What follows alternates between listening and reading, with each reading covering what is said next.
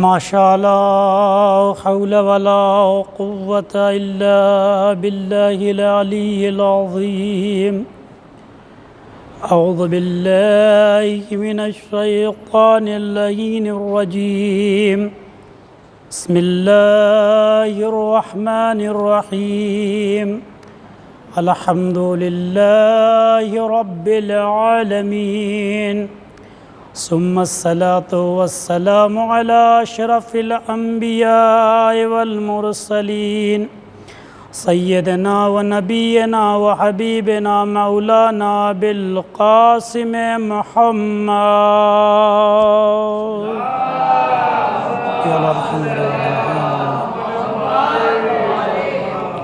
وعلى أهل بيته الطيبين الطاهرين المعصومين المظلومين من الآن إلى قيام يوم الدين. أما بعد، فقد قال الله تبارك وتعالى في محكم كتابه الحكيم، وهو أصدق الصادقين وقول الحق.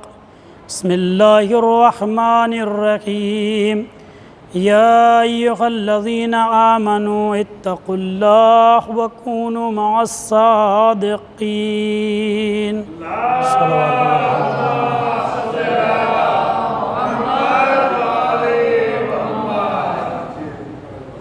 برادران ایمانی، بزرگان ملت،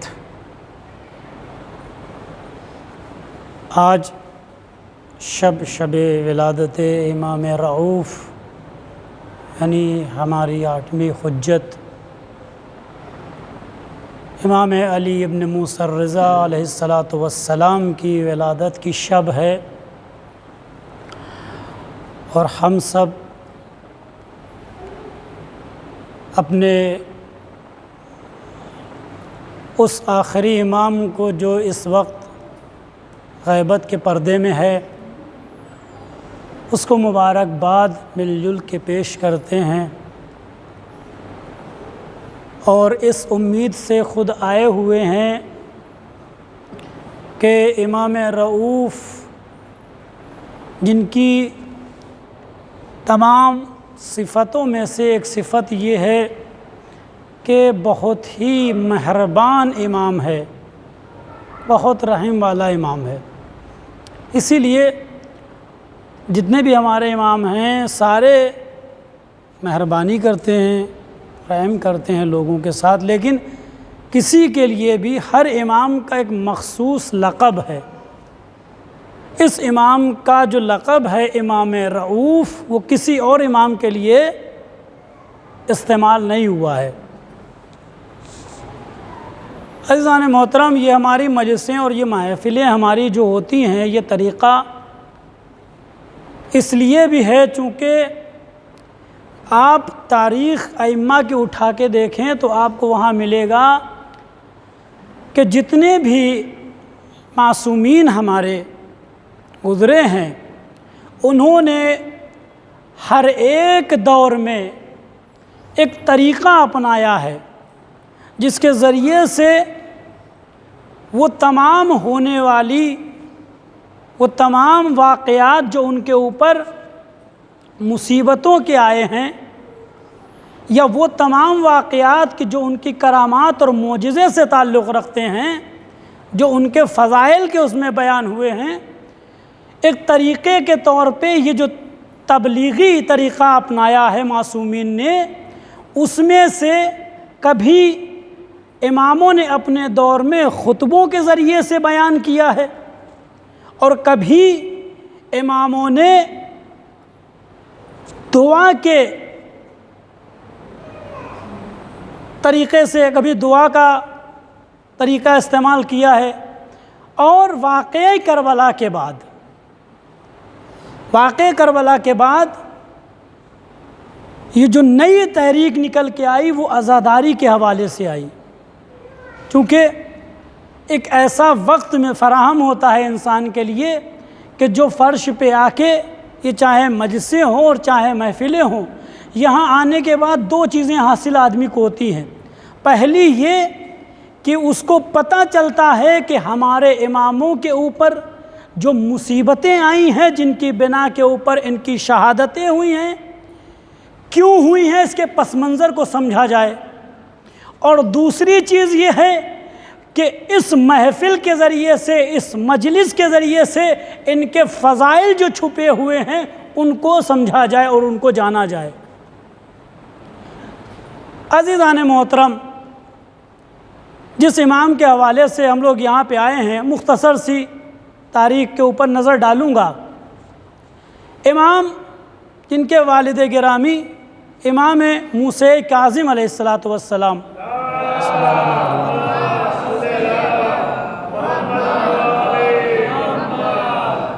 اور ان کی والدہ جن کا نام نجمہ خاتون ہے۔ امام نے بچپنے کے عالم میں اور جوانی تک کچھ بادشاہوں کے دور دیکھے ہیں۔ امام کا جو بچپنا ہے وہ منصور دوانقی جب بادشاہ تھا اس کے زمانے میں امام کی ولادت ہوئی ہے، اور کچھ دن پہلے ہی امام کی جب ولادت ہوئی ہے اس کے کچھ دن پہلے ہی، میرے خیال سے 15 یا 17 دن پہلے یا مہینے میرے ذہن میں نہیں آ رہا ہے، کچھ دن پہلے 6 امام کی شہادت ہوئی ہے۔ تو جب امام کی ولادت ہوئی تو منصور دوانقی اس وقت تھا، اور اس کے بعد مہدی نام کا بادشاہ آیا، اس کے بعد ہادی، اور ہادی کے بعد پھر ہارون رشید۔ ہارون رشید جب آیا بادشاہ بنا، اس کے 2 بیٹے تھے، ایک بیٹے کا نام تھا امین اور دوسرے بیٹے کا نام تھا مامون۔ چونکہ بیٹے 2 تھے، امین جو تھا وہ عرب کی خاتون کا بیٹا تھا، لہٰذا آپ کو پتہ ہے عربی اپنے مقابلے میں عجموں کو عزت نہیں دیتے ہیں، وہ ذلیل سمجھتے ہیں، اور عجم میں عرب کو چھوڑ کے جتنے بھی ممالک ہیں سارے عجم میں آتے ہیں، ہندوستان بھی اسی میں شمار ہوتا ہے۔ تو وہ جو امین تھا وہ عربی خاتون کا بیٹا تھا، لہٰذا اس کو عرب عزت دیتے تھے، لیکن امین جو تھا وہ ایک عیاش پسند آدمی تھا، بہت ہی بدتمیز بیہودہ آدمی تھا۔ لیکن جو مامون تھا وہ کنیز کا بیٹا تھا اور عجمی تھا، لہٰذا عرب اس کو عزت نہیں دیتے تھے، لیکن نہایتی ہوشیار آدمی تھا، فریب دینے میں بہت ماہر تھا۔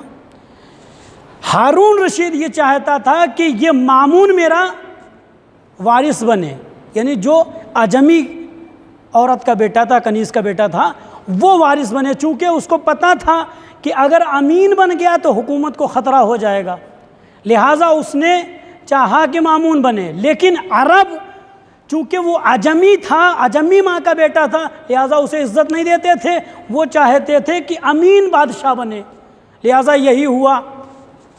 مجبوراً میں ہارون رشید نے اپنی حکومت کو 2 حصوں میں تقسیم کیا، ایک حصہ جس میں شام، حجاز اور یمن آتا ہے، یعنی عربی ممالک میں، یہ دے دیا کس کو؟ امین کو، اور دوسرا عجمی حصہ جس میں ایران، خراسان اور کرمانستان، یہ دے دیا کس کو؟ مامون رشید کو۔ اب یہ دونوں آپس میں ایک ادھر کا لے گیا، ایک ادھر کا لے گیا، بیٹا ایک ادھر لے گیا عرب کی حکومت، دوسرا بیٹا لے گیا خراسان کی، ایران کی حکومت۔ باپ کے پاس کچھ بچا نہیں، باپ کے پاس کچھ نہیں بچا۔ آخر میں عالم یہ ہوا کہ روٹی کھانے کی بھی لالے پڑ گئے اس کو۔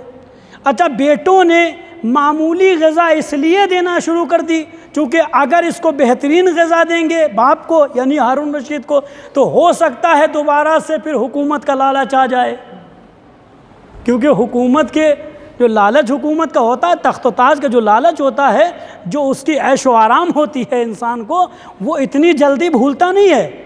لہٰذا بیٹوں نے چالاکی یہ دکھائی کہ دوبارہ سے اس کو نہ اچھی غذا ملنی چاہیے، نہ اچھا بستر ملنا چاہیے، نہ اچھی سواری ملنی چاہیے، تاکہ دوبارہ سے حکومت کی لت لگنے پائے۔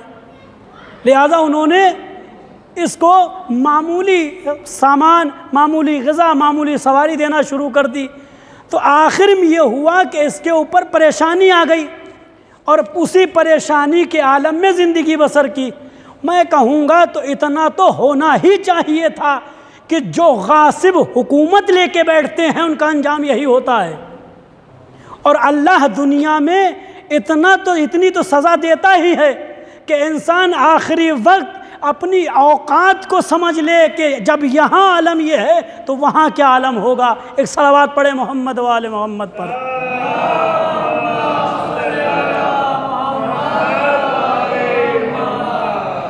اور اب ہارون کا انتقال جب ہو گیا تو اب کیا ہوا کہ امین نے سوچا کہ حکومت ہمارے قبضے میں آ جائے، اور مامون نے سوچا کہ حکومت ہمارے قبضے میں آ جائے۔ نتیجہ یہ ہوا کہ دونوں بھائیوں میں جنگ شروع ہوئی، عرب اور عجم میں جنگ شروع ہوئی۔ عرب کے اوپر عجم جو ہے غالب آ گئے، اور نتیجہ یہ ہوا کہ تلوار سے امین کو قصہ اس کا تمام ہو گیا۔ جب اس کا قصہ تمام ہوا تو اب دونوں جگہ کا وارث کون بن گیا؟ دونوں جگہ کا وارث بن گیا مامون۔ جب دونوں جگہ بن گیا، اب اس نے ساری حکومت اس کے ہاتھ میں آ گئی، اختیار میں آ گئی، تو ہر جگہ کے اوپر یہ اپنا حکومت اپنی چلانے لگا۔ تو میں یہاں پہ ایک بات عرض کرنا چاہتا ہوں کہ ابھی بھی امت نہیں سمجھی کہ غیر اسلامی حکومتوں میں بھائی بھائی کو نہیں سمجھا جاتا ہے، انسان انسان کو نہیں سمجھا جاتا ہے، جہاں انسان کی جان کی کوئی قیمت نہیں ہوتی ہے، جہاں انسان کی جان کی کوئی قیمت نہیں ہوتی ہے۔ یہ اسلامی چھوٹی سی حکومت ہے کہ جہاں دو بھائیوں میں چھوٹی سی حکومت کے لیے جنگ ہوتی ہے، لیکن اگر اسلام کے دو برادروں کو دیکھا جائے کہ پروردگار عالم نے پوری جنت کا سردار بنا دیا، لیکن کوئی اختلاف نہیں ہے دونوں کے درمیان، کوئی اختلاف نہیں ہے۔ اور یہ مطلب حقیقت تو یہ ہے، چونکہ جو نظام حکومت دنیا بھی سنبھالتے ہیں ان کا کردار یہ ہوتا ہے، اور جو زلف پیغمبر پکڑ کے چلتے ہوں ان کا کردار وہ ہوتا ہے، انسان دیکھتا ہے لیکن حقیقت پہ پردہ پڑا ہوا ہے، سمجھتا نہیں ہے بات کو۔ یہ مختصر سی جو تاریخ کے حوالے سے، میں بات تو بہت بڑی ہے، میں آگے بات کو عرض کرتا ہوں، آگے اپنی تقریر کو بڑھاتا ہوں اور بڑھتا ہوں۔ امام کے دور میں نے عرض کیا کہ امام، سب سے بڑی خصوصیت امام کی کیا تھی کہ امام لوگوں سے ربابت بہت زیادہ رکھتے تھے، لوگوں کے کام حل کرتے تھے، ان کی مشکلات میں جا کے ہاتھ بٹاتے تھے۔ امام کا ایک چاہنے والے ہیں ریان، ایک دور امام کے دور میں ایران میں سکہ چھپا تھا امام کے نام کا، جب امام ولی عہد بنے تھے تو اس ٹائم سکہ امام کے نام کا چھپا تھا، جس کے اوپر امام السلطان موسیٰ ابن علی رضا، یہ اس کے اوپر نقش تھا۔ ابھی بھی بعض میوزیم میں یہ سکے وہاں پائے جاتے ہیں۔ تو جناب ریان جو تھے، انہیں خواہش ہوئی، ہم جیسے ہمارے یہاں بھی جب کوئی باہر سے آتا ہے تو آدمی کہتا ہے بھائی کچھ تبرک وغیرہ لے کے آئے ہو، حج کر کے آئے ہو، مثلا زیارت کر کے آئے ہو، کچھ وہاں سے تبرکات لے کے آئے ہو، کوئی تحفے آدمی لے کے آتا ہے۔ تو جناب ریان آئے تھے، امام سے ملاقات کریں گے، امام سے زیارت کریں گے، اور جناب ریان کہتے ہیں میرا دل چاہ رہا تھا کہ میں امام سے امام کا پیراہن مانگ لوں، امام کا پیراہن مانگ لوں۔ جب یہ گھر کے اندر جا رہے تھے، کیا دیکھا، ایک معمر نام کا شخص جو امام کے گھر میں رہتا تھا، اس کو جناب ریان نے دیکھا، کہا کہ امام کے پاس جا رہے ہو؟ کہا بالکل۔ کہا امام سے کہنا کہ ریان آئے ہیں، دروازے پہ کھڑے ہیں اور آپ سے لباس چاہتے ہیں۔ اب یہ معمر گئے گھر کے اندر، امام چونکہ مصروف تھے یہ بھول گئے کہ دروازے پہ بھی کوئی کھڑا ہے۔ جب گفتگو تمام ہوئی تو امام نے کہا معمر ریان کو دروازے پہ کھڑا کر کے آئے، ان کو اندر بھیج دو۔ اب انہوں نے کہا مولا میں تو بھول گیا تھا، کہا نہیں ان کو بھیج دو۔ جناب ریان جب اندر آئے، ابھی دیکھیے جناب ریان اور مولا کی ملاقات نہیں ہوئی ہے، ریان نے کہا ہے معمر سے کہ مجھے لباس چاہیے۔ جیسے ہی ریان گھر کے اندر داخل ہوئے تو امام نے پہلے سے ہی 2 لباس اپنے تہہ کر کے رکھے تھے، اور جیسے ہی ریان آئے کہا مولا نے یہ تم اپنا ہدیہ لو، یہ لباس تم لباس لینے کے میں تمہیں 2 لباس دیتا ہوں۔ اور امام نے اس وقت 30 درہم، وہ جو اپنے نام کے چھپے ہوئے تھے، وہ درہم امام نے ان کو عطا کی۔ اچھا، اس دور میں جو امام کا نام کا سکہ چھپا تھا عربی ممالک میں، مثلا نجف، عراق، یہاں پہ کیا ہے اس کی بہت زیادہ اہمیت، چونکہ مدینے وغیرہ میں چونکہ امام کے نام سے چھپا تھا وہ، اس کی بہت زیادہ قیمت تھی۔ اور عزیزو ایک بات یاد رکھیے، یہ دور کب ہے؟ امام کی حیات کا۔ بعض افراد، خدا نخواستہ ہمارے یہاں ایسا نہیں ہے، یہ دوسرے یہاں عقائد ایسے پائے جاتے ہیں کہ کہتے ہیں امام کی حیات میں تو ایسا ہوتا ہے، لیکن جب امام چلا جاتا ہے دنیا سے تو وہ معجزات نہیں دکھاتا ہے، تب اس کے پاس کوئی کرامات نہیں ہوتی ہیں، تب اس سے کچھ مانگنا بہتر نہیں ہوتا ہے۔ یہ ہمارے الحمدللہ ہمارے یہاں نہیں ہے، اور خدا نخواستہ ایسا عقیدہ رکھنا نہیں چاہیے۔ میں عرض کرتا ہوں آپ کو، مرحوم شیخ صدوق علیہ الرحمہ نے اپنی کتاب عیون میں 1000 سال پہلے انہوں نے لکھا کہ یہ بلخ جو افغانستان میں ہے، بلخ کا 2 شخص زیارت کے لیے آئے امام رضا کی۔ کہاں؟ ایران میں۔ ایک غلام اور ایک بادشاہ۔ جب آئے تو ہوتا یہ نا، ابھی جیسے ہمارے ہاں قافلہ جاتا ہے، جب حرم میں پہنچتے ہیں لوگ تو وہاں پہ کیا ہوتا ہے، تم بھیا اپنا کرو، ہم اپنا کرتے ہیں، وہاں کسی سے کوئی کسی کو مطلب نہیں ہوتا ہے، چونکہ ہوتا نا وہاں پرائیویسی چاہیے آدمی کو۔ وہ کہتا بھائی ہم اکیلے، ہم کو چونکہ آپ ہو سکتا ہے 10 منٹ میں نکل جائیں پڑھ کے، ہم تو آئیں بھائی آرام سے پڑھیں گے بیٹھ کے، زیارت بھی پڑھیں گے، یہ بھی پڑھیں گے، وہ بھی پڑھیں گے، تو آدمی چاہتا ہے وہاں پہ اکیلا ہو جائے۔ تو یہ غلام اور بادشاہ جو آئے دونوں، بادشاہ آگے تھا، غلام پیچھے تھا، وہ اپنا لگے پڑھنے کے لیے زیارت، یہ پیچھے اپنا کرنے لگا۔ اب ادھر وہ بادشاہ سجدے میں گیا، ادھر غلام سجدے میں گیا۔ ابھی سجدے سے اٹھا ہی تھا تو ایک مرتبہ بادشاہ نے غلام کو آواز دی، ادھر آؤ۔ ہو گیا آغا کیا بات ہے؟ کہا کہ ابھی میں سجدے میں اللہ سے گفتگو کر رہا تھا، امام سے باتیں میں نے کی، اسی وقت مجھے میرے ذہن میں یہ بات آئی، کیوں نہ میں تم کو آزاد کر دوں، کیوں نہ میں تم کو آزاد کر دوں، اور وہ دیکھو جو میرے گھر میں ایک کنیز ہے، اس کنیز کی شادی تمہارے ساتھ کر دوں، مطلب تمہیں بیوی دے دوں، اور ایک چھوٹا سا مکان بھی تمہارے لیے ہونا چاہیے جس میں تم زندگی اپنی بسر کرو۔ اب جیسے ہی بادشاہ نے یہ بات کہی، آقا نے اس کے آقا نے یہ بات کہی تو فوراً غلام رونے لگا۔ اچھا میں کہوں گا اس ٹائم اگر یہ جوانوں سے 3 چیزیں دے دی جائیں تو شاید سبھی خوش ہو جائیں گے۔ بھائی کسی آدمی کو غلام و آزاد کر دیا جائے، پیسہ دے دیا جائے، بیوی دے دیا جائے، آقا تو خوش ہو جائے گا جوان کہ اس سے بہتر کیا ہے زندگی کے لیے۔ اور وہ رونے لگا۔ رو کیوں رہے ہو؟ کہا رو اس لیے رہا ہوں کہ ابھی سجدے میں امام سے بھی میں نے یہی مانگا تھا۔ ایک صلوات پڑھیں محمد و آل محمد پر۔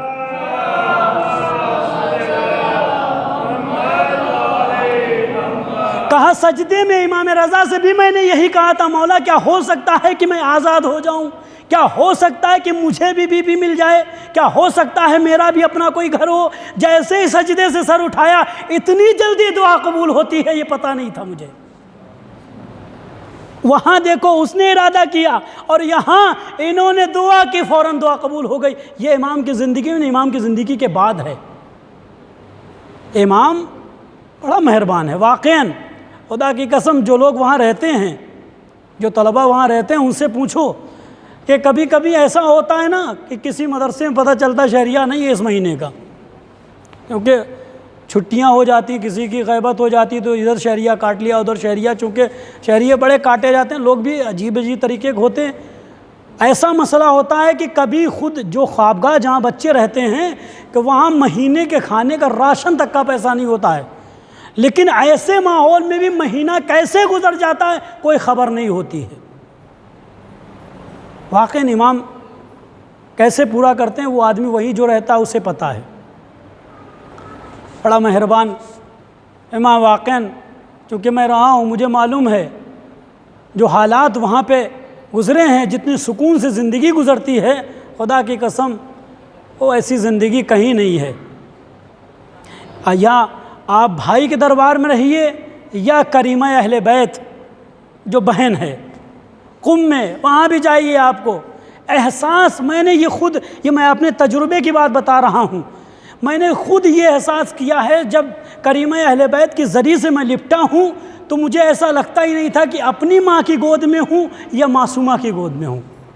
اتنی محبت اور اتنا سکون قلب ملتا تھا، خدا کی قسم کبھی نصیب نہیں ہوا۔ یہ اضطراری قلب رہتی ہے جو وہاں بالکل بھی کہیں سے احساس اس چیز کا نہیں ہوتا ہے۔ عزیزو، یہ امام ایسا امام ہے، آپ حرم میں گئے ہوں گے معصومہ کے ہاں، وہاں پہ قبر ہے آیت اللہ مرتضیٰ حائری کی۔ آیت اللہ مرتضیٰ حائری لکھتے ہیں کہ میں اپنی زندگی میں 70 مرتبہ میں امام رضا کی زیارت کو گیا ہوں، اور یہ میں بات اس لیے عرض کر رہا ہوں کہ جو لوگ زیارت کر آئے ہیں ان کے لیے بھی شرف ہے، اور پروردگار جو دل میں تمنا رکھتے ہیں مولا ان کو اپنی زیارت کے لیے ضرور بلائیں، اس لیے کہ جو امام کی زیارت کے لیے جاتا کسی اور امام کے لیے یہ روایت نہیں ہے، خود امام نے عرض کیا ہے کہ جو میری زیارت کے لیے ایک بار آتا ہے میں اس کی زیارت کے لیے 3 بار آتا ہوں۔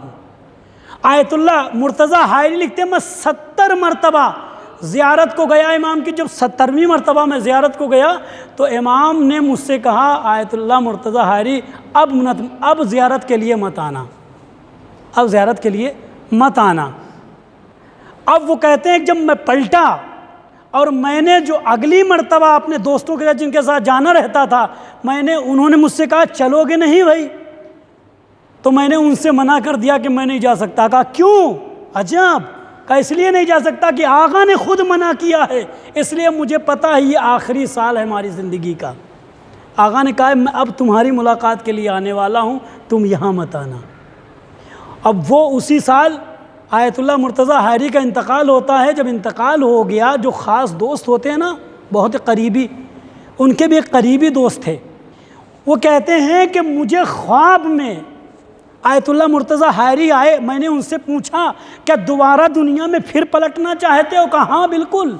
کہا پلٹ کے کرو گے کیا؟ کہا فقط ایک کام کروں گا، صرف امام رضا کی زیارت کو جاؤں گا، اس لیے کہ میں ایک مرتبہ جاتا ہوں، امام 3 بار آتے ہیں، میں 70 مرتبہ گیا ہوں، 3 گنا امام میرے پاس آ چکے ہیں۔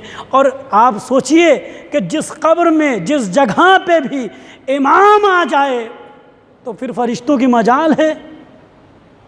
یہ عظمت ہے، واقعاً یہ عظمت ہے، امام کا کردار ہے۔ امام دسترخوان پہ ہمیشہ ایک سودان کا غلام جو امام کے ولی عہدی میں وہاں پہ رہتے تھے کام کرنے والے، سوڈان کا تھا، بیٹھا ہوا تھا کام کرنے والا غلام۔ لوگوں نے دیکھا کہ امام اسی صف میں بیٹھے ہوئے دسترخوان پہ کھانا کھا رہے ہیں، اور دور سے دیکھا، بھاگتا ہوا آیا، مولا آپ ولی عہد ہیں، آپ کا یہاں نہیں ہے۔ ہوتا نا بڑے لوگوں کا بینچ پہ بیٹھنا ہوتا ہے، چھوٹے لوگ بیچارے زمین پہ بیٹھ کے کھاتے ہیں، آپ بڑے لوگوں کو ادھر اسپیشل وہاں پہ لگا ہوا دسترخوان۔ کہا کیوں؟ اس لیے کہ ہمارے باپ جناب آدم بھی ایک ہی، ہماری ماں حوا بھی ایک ہی، اور روز قیامت جب ہوگی تو وہاں کوئی بڑا اور چھوٹا نہیں اللہ دیکھے گا، لہٰذا یہاں کس بات کی یہ امتیاز ہے کہ وہاں کھانا ہے ان کا، یہاں کھانا ہے ان کا۔ یہ امام کا طرز عمل۔ اور جغرافیائی کتاب لکھی ہے جس کا نام ہے جغرافیائی سفر امام رضا۔ امام رضا جب آئے ہیں ایران کے لیے تو ان کے جو سفر امام کا باقاعدہ اس کتاب میں نقشے کے طور پہ بنایا گیا ہے کہ امام کہاں کہاں گئے ہیں، اور حاکم نے اس وقت انتظام یہ کیا تھا کہ امام کو آسانی سے لایا جائے، اور دیکھو شہر والوں کو جہاں جہاں اہل بیت کے چاہنے والے ہیں ان کو خبر نہیں ہونی چاہیے، بھیڑ جمع نہ ہونے پائے، چونکہ پتہ تھا بھیڑ جمع ہوگی تو امام کے لیے یہ فائدہ ہوگا، حکومت کے لیے نقصان ہو جائے گا، لہٰذا امام کو ان علاقوں سے لایا گیا جہاں چاہنے والے کم تھے، یا خبر ہی نہیں ہوئی۔ جب امام کا قافلہ یہ جو لانے والے مامورین تھے حکومت کی طرف سے، اس میں سے ایک شخص تھا جس کا نام تھا رجا، وہ امام جہاں جہاں بھی جاتے تھے تو وہ ہر واقعات کو، ہوتا نا آج کل کے دور میں جو میڈیا ہے جاتی ہے ہر چیز ایک ایک چیز کو نوٹ کرتی ہے، یہاں پہ یہ ہوا، یہاں پہ یہ ہوا، وہاں پہ وہ ہوا، لکھتے ہیں، بعد میں آ کے سناتے ہیں حکومت کے طرف سے جو مامورین ہوتے ہیں۔ تو وہ جو رجا تھا حکومت کی طرف سے، وہ امام کے سفر کو لکھ رہا تھا۔ وہ کہتا ہے کہ میں نے امام ابھی پہلی مرتبہ ایران کے اندر داخل ہو رہے اور نزدیک میں پہنچے کس کے؟ توس کے جیسے امام نزدیک پہنچے، توس سے پہلے ہی ایک چھوٹی سی بستی تھی، گاؤں تھا، وہاں پہ ایک میت ہو گئی تھی۔ وہ کہتا ہے کہ میں نے دیکھا کہ جیسے ہی امام نے میت کو دیکھا سواری سے نیچے اترے، یہ عظمت کو پہچانے خدا کی قسم، یہ اپنے چاہنے والے جو ہیں ان کی طرف امام ایک میسج دینا چاہتے ہیں اس واقعے کے اندر، کہ خود کو پہچانے، اپنے زمانے کے امام کو پہچانے، اپنی اہمیت کو پہچانے، اپنے امام کو پہچانے، اس کی عظمت، اس کی محبت و شفقت کو پہچانے۔ ایک باپ سے زیادہ، ایک بھائی سے زیادہ، ایک ماں سے زیادہ محبت و شفقت کرنے والا امام ہوتا ہے۔ وہ کہتا ہے میں نے دیکھا امام سواری سے نیچے اترے اور اس میت کے قریب گئے، اور اس نے جو جملہ لکھا ہے وہ جملہ کیا ہے؟ یلوذ بہ کما تلوذ صخلب امہا۔ کہتے ہیں امام نے اس میت کے بغل کو ایسے پکڑا اور ایسے اپنی گود میں لیا جیسے کوئی بکری کا بچہ دوڑتا ہوا اپنی ماں کے پاس جاتا ہے اور اس کے سینے سے لگ جاتا ہے، ماں اس کو چپکا لیتی ہے۔ امام نے میت کو ایسے اپنے سینے سے لگا لیا، خدا کی قسم۔ یلوذ بہ کما تلوذ صخلب امہا، ایسا جیسے بکری کا بچہ اپنی ماں کے پاس جاتا ہے اور اس کی ماں اپنے سینے سے چپکاتی ہے۔ امام نے چپکایا، اور اس کے بعد وہ کہتا ہے امام نے میت کو مخاطب ہو کے کہا فلاں ابن فلاں، گھبرانا نہیں، میں تیرے ساتھ یہاں بھی ہوں اور تیرے ساتھ قبر میں بھی ہوں اور تیرے ساتھ روز محشر میں بھی رہوں گا۔ ابھی امام ایران کے اندر آئے نہیں ہیں۔ اس نے کہا مولا آپ تو کبھی ایران آئے نہیں ہیں، اور آپ اس کے باپ کو جانتے ہیں، آپ اس کو بھی جانتے ہیں، اور آپ کی محبت ایسی ہے، آپ اس کو کیسے جانتے ہیں؟ تو امام نے ایک جملہ کہا کہ سنو، تم کیا سمجھتے ہو، ہر روز و شب ہمارے چاہنے والوں کے اعمال ہمارے سامنے پیش کیے جاتے ہیں۔ امام کا یہ جملہ اس بات کی ترجمانی کرتا ہے کہ ہمارے وقت کا امام جو ہے، کہ آپ یہ نہ سمجھیں کہ امام ہماری طرف سے غافل ہے، امام کو ہماری فکر نہیں ہے۔ خدا کی قسم امام فرماتے ہیں کہ اگر ایک لمحے کے لیے بھی میں اپنی پلکوں کو بند کر لوں تو یہ دنیا تمہیں بھوسے کی طرح پیس دے گی۔ اب اندازہ لگائیے کہ روایت ہے نا کہ ہر زمانے کے امت کو، ہر زمانے کے لوگوں کو اس کے امام کے ساتھ بلایا جائے گا۔ کیا یہ ہماری خوش نصیبی نہیں ہے کہ ہمیں کسی بھی امام کے ساتھ بلا لیا جائے؟ یہ ہماری خوش نصیبی ہے کہ ہمارا ہر امام ایک سے بہتر ایک ہے، جس کی اگر پہلے نے جو کہا ہے وہ دوسرے نے کہا ہے، جو دوسرے نے کہا ہے وہی تیسرے نے کہا ہے، چونکہ رسول نے فرمایا ہے اولنا محمد اوسطنا محمد کلنا محمد، ہمارا پہلا بھی محمد ہے، دوسرا بھی محمد ہے، یہاں سب کے سب محمد ہیں، یا کوئی فرق نہیں ہوتا ہے ہمیں کسی امام کے ساتھ بلا لیا جائے۔ لیکن ضروری ہے پروردگار عالم نے یہ عمل بنایا، یہ طریقہ بنایا کہ اپنے زمانے کے امام کو، تاکہ دنیا سمجھ لے کہ جیسا جس کا امام ہوگا اس کا ویسے ہی انجام ہوگا۔ اب جس کا جیسا امام ہوگا، زمانے والوں کہیں ایسا امام نہ ہو کہ جس کو اپنی خیر کا پتہ نہ ہو۔ لہٰذا بس میں نے اپنی باتوں کو تمام کیا، ختم کیا۔ عزیزو آئیے پروردگار عالم کی بارگاہ میں دعا کرتے ہیں، پروردگار عالم بحق محمد و آل محمد ہماری اس قلیل کے عبادت کو قبول فرما۔ پروردگار عالم بحق محمد و آل محمد جہاں جہاں بھی شیعان حیدر کرار ہیں، پریشان حال ہیں، ان کی پریشانیوں کو دور فرما۔ پروردگارہ بحق محمد و آل محمد جو مریض ہیں انہیں شفاء کامل و عاجل عطا فرما۔ پروردگارہ بحق محمد و آل محمد جو بے اولاد ہیں انہیں اولاد صالح عطا فرما۔ پروردگارہ بحق محمد و آل محمد ہمارے گناہان صغیرہ اور کبیرہ کو معاف فرما۔ پروردگار عالم بحق محمد و آل محمد علماء اعلام کا سایہ ہمارے سروں پہ قائم و دائم فرما۔ رہبریت و مرجعیت کو طول عمر عطا فرما۔ پروردگارہ زمانہ پر آشوب ہے، وقت ہے ہمارے امام کے ظہور کا، ہمارے امام کے ظہور میں تعجیل فرما، اور ہم کو ان کے غلاموں کے غلاموں میں شمار فرما۔ ربنا تقبل منا انک انت السمیع العلیم۔ اللہ